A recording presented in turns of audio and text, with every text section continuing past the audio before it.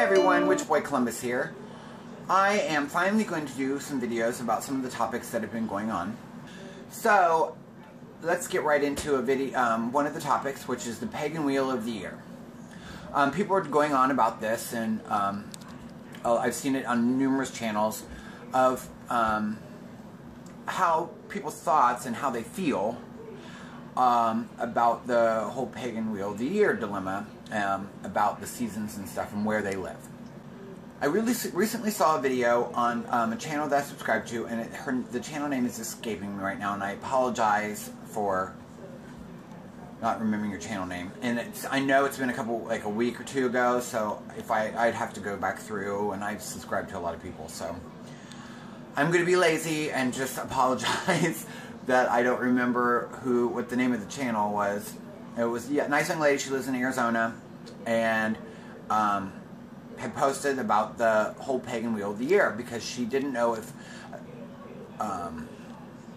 where she was, like, she doesn't live in a temperate zone or whatever, so she doesn't have the seasons that are as prominent, I should say, in other parts of the country or other parts of the world, like up in those zones.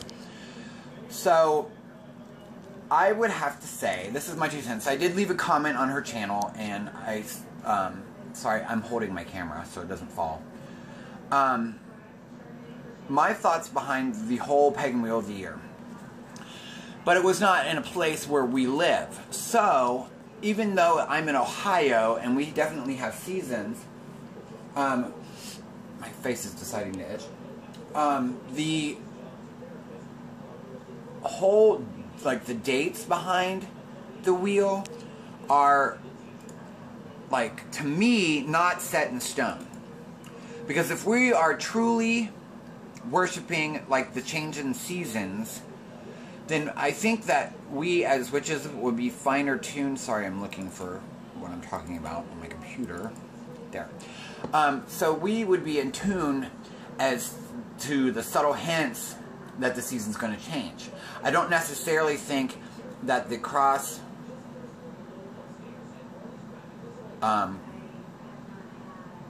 Sabbats are set in stone on those dates. Like we say, Imbolc is on February 1st, right?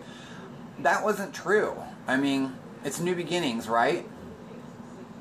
I tell you, on Imbolc here, we got about 8 to 10 inches of snow. There's been no signs of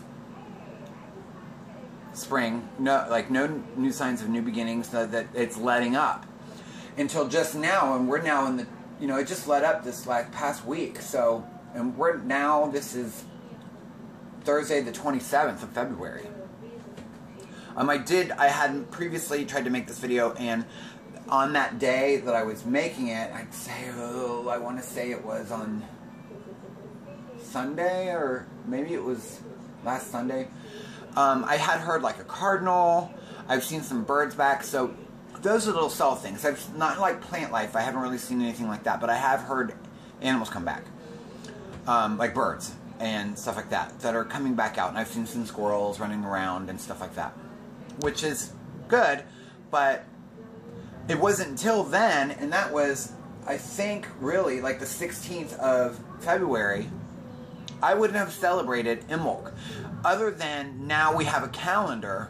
But before, I think that the celebration revolves around the season change, right? It's, oh, we're rejoicing, there's been a break in the weather, you know what I mean, kind of thing. So, for people that don't live in the zones that have these days, my idea would be, you need to taper it. To me, Wicca, the only reason Wicca is surviving, or any of the neo-pagan kind of stuff, is that it's being tapered and made to fit your life and what you feel right. So if the seasons don't change the way they do marked on this wheel, then I would change the dates. That would be, okay, this is where we are, and when things change. And it will maybe not be the same every year. You know what I mean? So I know, like, for planning purposes, it would make it really easy if you always said February 1st. But what if, like here, we didn't see New Beginnings until February 16th or February 26th or something like that? The day that I saw it, I started seeing the subtle hints, is probably when I would celebrate it. You know what I mean? That's when I would celebrate it. That's when I would think, my God and Goddess. And, you know, that's when I would plan my Sabbath. So, that's my take on it. There's other things like the solstices and the equinoxes, and that is more of like a scientific thing to me. It's an equinox, so when that, or equinox, you know, or when the solstice happens, when does that actually take place wherever you're living? And then that's the date I would celebrate it on. That day. Because I know that there's a range. It's like winter solstice. Yule is between 19th and the 22nd. But that's like, you know, a few days. So I would find out, okay, when in my area is it going to be the shortest day or the longest night? You know what I mean? Or the longest day? When is it going to be? When is the sunlight and the dark? When is it going to be equal? What actual date in my area is that going to happen? Because not everyone is going to be tilted, you know what I mean, the way the Earth's rotation and all that is not going to be the same for everyone. So it doesn't mean, for me, it doesn't mean or make sense to celebrate on an exact date for any of what the calendar says. I would come up with my own for my area and then go from there. And not everyone's is going to be the same, the period of time, you know what I mean? Like, this young lady was saying on her video that she's in Arizona and she's only got like a few days that it hits like below 30 degrees, and that's Fahrenheit. And when I messaged her, I said, to me, when those days happen, that's your winter. Okay? That would be your celebration. But your winter solstice is also going to be at a certain time. So that one really doesn't matter. But I would still celebrate my winter solstice. What's the longest night of the year? You know, kind of thing.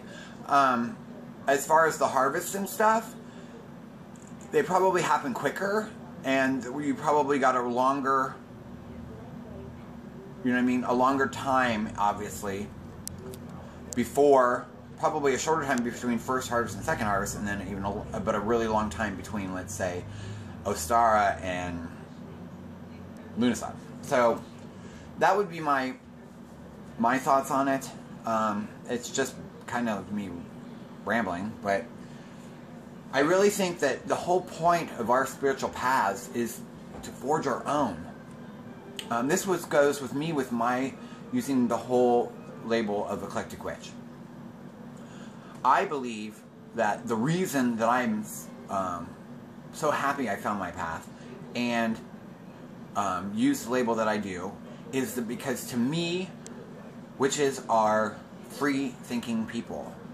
They, above all, try and go with what's right and what's right for them. So find your path, forge it. And you don't have, unless you're traditional in a coven and they have decided to follow a certain wing, or, you know what I mean, thing like that. If you're solitary, you're forging your own path. You're making up for where you are at that moment. And guess what? If you move, let's say you move to a wholly different zone, you know, area of the world or state or whatever, and all that changes, then it's time that you would have to update. Just think if anyone migrated, like in way olden days. If they moved around and things changed, they would have to update their stuff. They would have to feel the, you know, get the rhythm of the lay of the land and go from there. So, sorry if this has been a little long, but I wanted to give my 2 cents on the Pagan Wheel of the year. Again, to reiterate, I don't think it's set in stone. I think it's a good for a base point of when things are usually happening in other places, but I would really pay attention to your land, and if you were going to celebrate, that's when I would celebrate it. If you have any questions or comments, please put them in the box below. It's good to be talking again on the video, and I hope to see you soon. Blessed be.